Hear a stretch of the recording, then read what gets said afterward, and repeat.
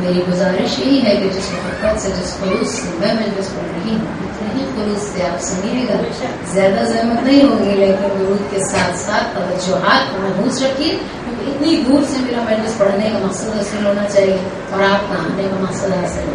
جب ہم جمع ہو کر یہاں آ گئے ہیں، درود و صلاۃ و سلام کی محفل ہو گئی، شہزادی راضی ہو گئی، مقصد بھی حاصل ہو گیا، مغفرت بھی ہو گئی. لیکن سب کچھ اتنا آسانی سے نہیں، ذرا توجہ سے سنتے جائیے.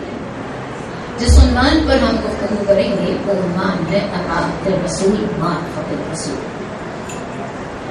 جب اطاعت اور معرفت کی بات آتی ہے تو پروردگار عالم نے صاف صاف کتاب بلاغت میں ارشاد فرما دیا ہے، بسم اللہ الرحمن الرحیم، وبالحق الناصری وبالقال اللہ وبالصبر القلوب. جن جن نفسوں کو ہمیں پاک کرنا ہوتا ہے انہیں ہم ہدایت کے ذریعے پاک کرتے ہیں، جنہیں ہم چاہتے ہیں. اب آپ کو کوئی شکوہ نہیں ہونا چاہیے اگر کوئی بغیر ہدایت کے رہ جائے، تو اس میں ہمارا قصور نہیں ہے، اس میں ہدایت کا قصور نہیں ہے. خدا تو خود کہہ رہا ہے کہ ماں خالق البشر المبین، میں سب سے بڑا خلق کرنے والا اور سب سے بہترین ہدایت کرنے والا رب. جو خلق بھی بہترین کرتا ہے، جو ہدایت بھی بہترین کرتا ہے.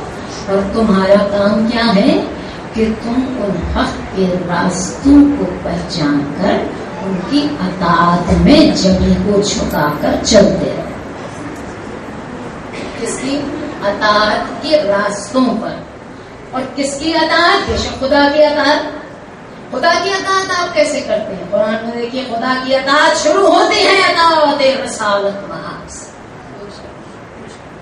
خدا عرش پر، بہت میرے جملوں کو توجہ سنیے گا، عرش پر اتنے فرشتے ہیں جن کی تعداد آپ کو پتہ نہیں. زمین کے انسان تو آپ پھر بھی گن لیں گے، عرش کے فرشتے کیسے گنیں گے؟ جتنا فساد اس زمین پر ہے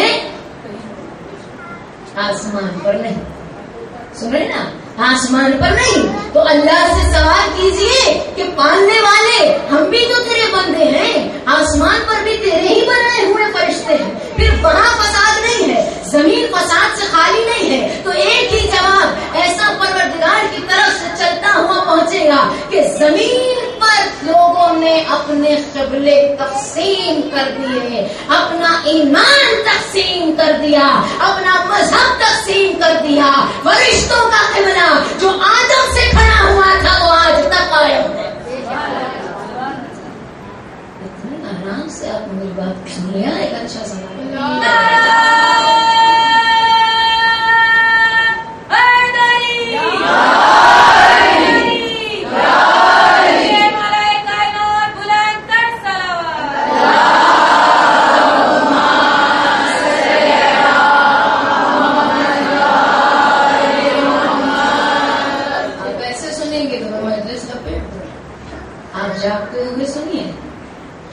سوچا کہ اطاعت کرو کس کی؟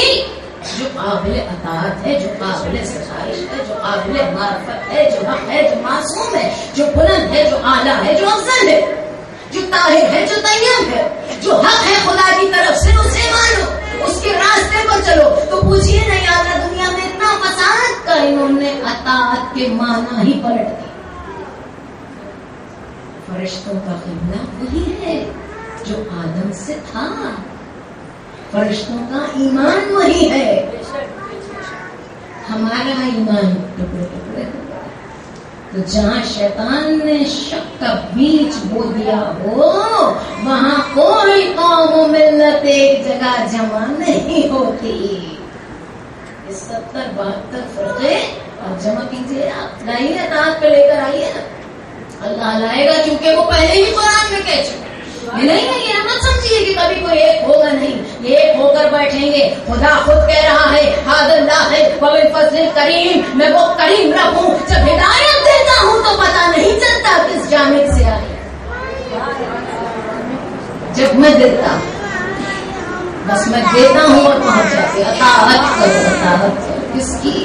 رسول، پورے توجہ سے سنو، یہ دین اسلام شروع ہو رہا ہے کہاں سے بتائیے آپ؟ اگر میں آپ سے سوال کروں، اتنے بچے ہیں، اتنے بزرگ میرے بیویاں بیٹھی ہوئی، مجلس تو ہوتے ہی جوانوں بزرگوں نے تو سب کچھ سنا ہوا ہے، ان کو تھوڑی یہ ساری چیزیں اپنے یاد کرانی، ان کو صرف تازہ کرانی، اطاعت کی منزل تو ذہن میں رکھیے، بتائیے اسلام کہاں سے شروع ہو رہا ہے؟ آپ لوگ جوان ہو کر کہیں گے دعوت زدہ شیرہ سے بڑھ کر اسلام کی کوئی منزل نہیں، اسلام شروع ہی یہاں سے ہوا جب رسول پر پروردگار عالم وحی کی حبیب ان کو کرتے اپنے قرابت داروں میں دین اور اسلام کو پھیلائے، دین کو پھیلائے۔ رسول اللہ نے دعوت کا انتظام کیا، کس چیز کی دعوت ہو رہی؟ ایک مٹی کے پیالے میں بھرے ہوئے دودھ کی دعوت، تھوڑی سی کھجوروں کی دعوت، روٹی کو بھگو کر گوندے گئے اس کو روٹی کے ٹکڑوں کو جو مٹی کے برتن میں بھگویا ہوا تھا اس کی دعوت، یہ مختصر سا کھانا اور اتنا بڑا مجمع۔ آج اس جملے کو سنیے اور قیامت تک یاد رکھیے گا کہ ہم رزق، اولاد، پیسہ، دولت، عزت، شہرت سب صرف اس لیے علی ابن ابی طالب کے در کے تسلسل سے کبھی اس وسیلے سے مانگتے چلے جاتے ہیں کہ یہ اسی دن طے ہو گیا تھا جب اتنا سا کھانا دستے رسول میں آیا، دستے علی ابن ابی طالب میں آیا تو اتنا وسیع ہو گیا۔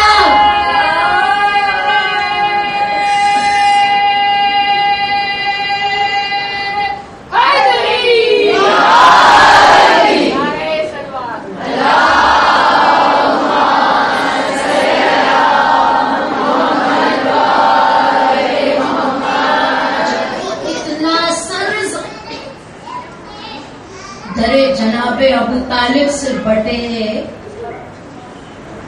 مالا کے بننے والے ختم ہو جاتی تو آپ نعرہ لگاتی تو مزہ آتا۔ چلیے بھائی کوئی بات نہیں، ہر ایک گنجائش ہے، پہلے پوری بات کو توجہ سے سمجھ لیجیے، سمجھ میں آئے